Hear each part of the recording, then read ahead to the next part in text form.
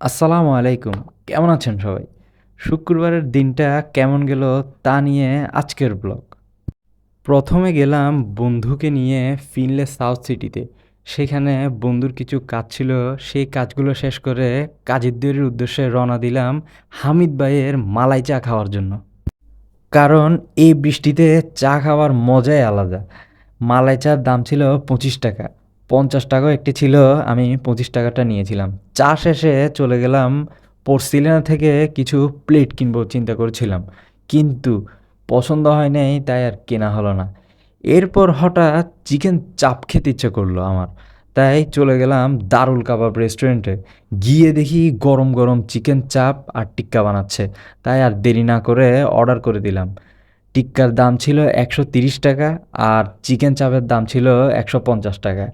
এগুলো খেতে খেতেই আজকের ব্লগ এখানে শেষ। পরবর্তী ভিডিওতে আপনার সাথে আবারও দেখা হবে। আল্লাহ হাফেজ।